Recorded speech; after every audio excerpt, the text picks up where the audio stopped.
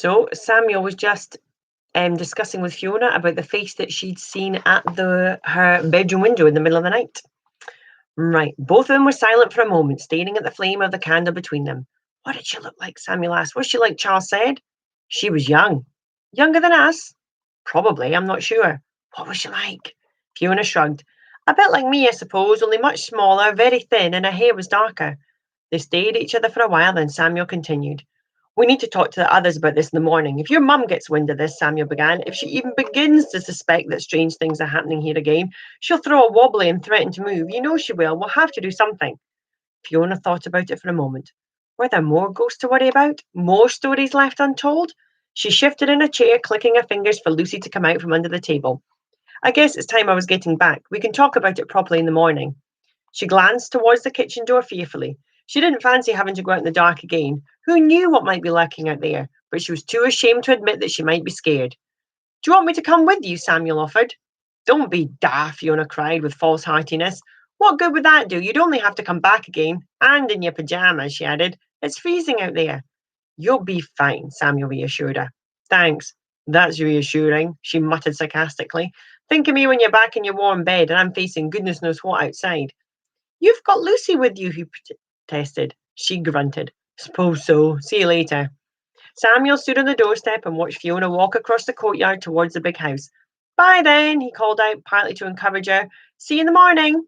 She turned and waved before vanishing beneath the archway towards her own house. The cold crept around his feet and he shivered inside his slippers and dressing gown. He waited a moment or two, listening in the silence, then closed the door of the cottage.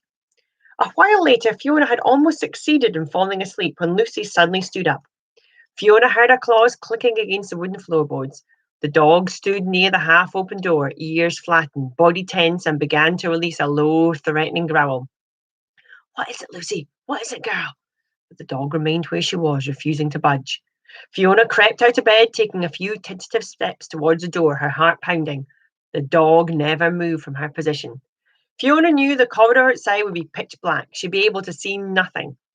Fearfully, she put her hand on the doorknob and pulled the door open a fraction, her heart hammering in her chest like a drum.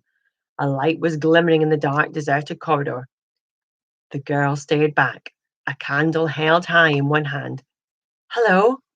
Her face was pale and gleaming. Fiona screamed, slammed the door shut, and ran back to her bed.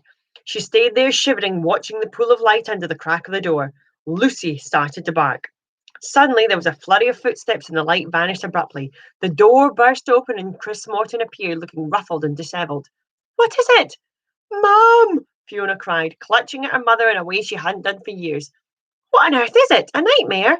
Yes, that was it. Despite her terror, Fiona was even more determined to keep quiet about what she'd just seen. She made a huge effort to pull herself together. She'd talk to the others in the morning, maybe, but they mustn't let their mother know what was happening, otherwise she'd sell up and leave, and they couldn't let that happen. I'm fine, Mum. It was just a silly nightmare. It must have been that cheese sandwich I had before bed. They're supposed to give you weird dreams. I guess I gave Lucy a fright too. Chris Morton shook her head. Do you want Lucy to stay here for the night? I don't mind, Fiona murmured, trying to play it down. Well, if you're sure. I'm fine now, honestly. Go to sleep then, Chris Morton instructed her and closed the bedroom door behind her. All was quiet in the house. A little girl with ice-cold hands paused at the head of the staircase and peered down. She had been bored for many a long year, but life was just beginning to get interesting again. Outside it was snowing. She remembered how that used to look when the trees were glittering and leaning under the weight of it. Everything would turn to glass as it slowly froze under the blue light of the moon. Winters were so much colder back then.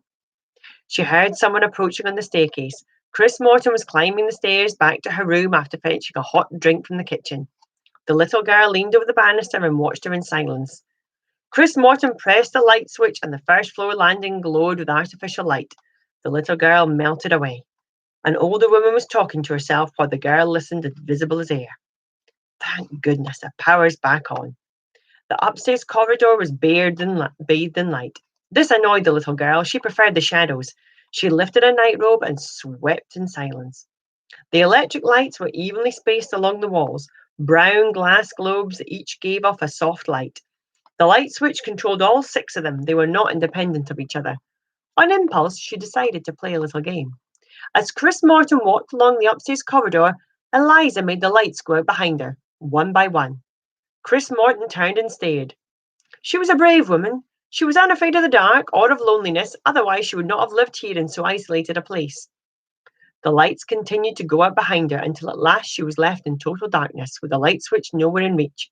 She glanced behind her. The corridor was one long tunnel of darkness. Her rational side told her the wiring in this house was decidedly peculiar and needed looking at, but her imagination could feel a presence at the end of the corridor, someone watching her. Don't be ridiculous, she told herself. There's no one there, just another power cut. Chris Morton appeared in her daughter's room.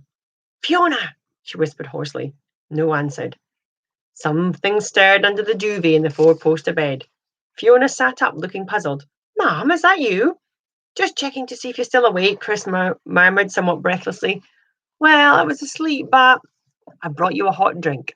The electricity came back on for a moment, then went off in a rather strange way. She told Fiona what had happened. Must be the wiring, she finished. I keep meaning to get it checked. Anyway, she placed a steaming mug on the bedside table and patted her daughter's arm. Night then. Night.